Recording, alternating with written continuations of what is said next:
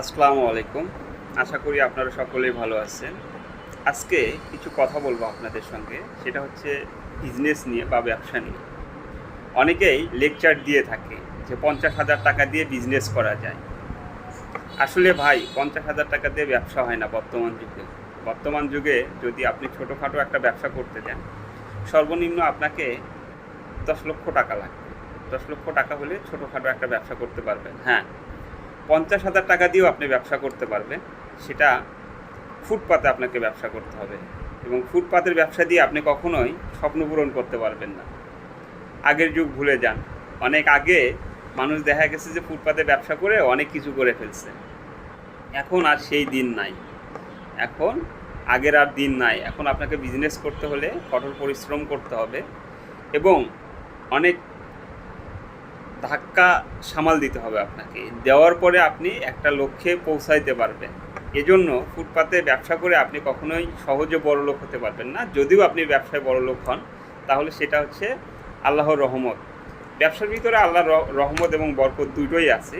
কিন্তু যারা আপনাকে লোভ দেখাবে যে ৫০,০০০ টাকা দিয়ে আপনি ব্যবসা করতে পারবেন, তাদেরকে আপনি ধরে নিয়ে আসেন যে তারা আপনাকে ব্যবসাটাকে সেট আপ করে দেয়। পরবর্তীতে আপনি তাদেরকে যে লাভের অংশ হবে সেটা থেকে আপনি টাকা দিয়ে দিবেন তাদেরকে। সে তো আপনাকে লাভ দেখাই দিছে, তাই না? যে ৫০,০০০ টাকা দিয়ে আপনি কোটিপতি হয়ে যাবেন। তাহলে ৫০,০০০ টাকাতে ব্যবসা যে আপনাকে বলতেছে যে ৫০,০০০ টাকা দিয়ে ব্যবসা করে আপনি কোটিপতি হয়ে যাবেন, তাকে ধরে নিয়ে আসেন। নিয়ে এসে বলেন যে আমি তো ব্যবসাটা করতেছি, আপনি আমাকে সাপোর্ট করেন। ১,০০,০০,০০০ টাকা যখন হবে এখান থেকে আমি ৫০ লাখ আপনাকে দিব, আর ৫০ লাখ আমার থাকলেই হবে। ঠিক আছে ভাই? ভুলভাল স্বপ্ন অনেকেই দেখাবে। মিথ্যা স্বপ্নের পিছনে ছুটে কোনো লাভ নেই।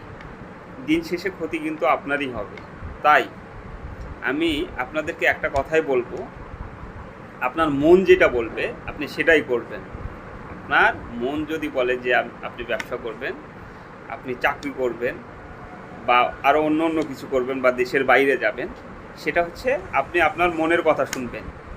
গুণী লোকেরা একটা কথা বলে গিয়েছে যে নিজের বুদ্ধিতে ফকির হওয়া ভালো, অন্যের বুদ্ধিতে বড়লোক হওয়া ভালো না। ঠিক আছে? তাহলে কেন ভালো না, এটার ব্যাখ্যা আছে। যদি নিজের বুদ্ধিতে আপনি বড়লোক হয়ে যান, তাহলে কোনো আফসোস থাকবে না, এবং অন্যের বুদ্ধিতে যদি আপনি বড়লোক হন, তাহলে একটা আফসোস থাকবে যে না, এই লোক মনে হয় আমাকে আসল বুদ্ধিটা দেয় নাই। আসল বুদ্ধি দিলে আমি এর চাইতে দ্বিগুণ বড়লোক হয়ে যেতাম। এবং অন্যের বুদ্ধিতে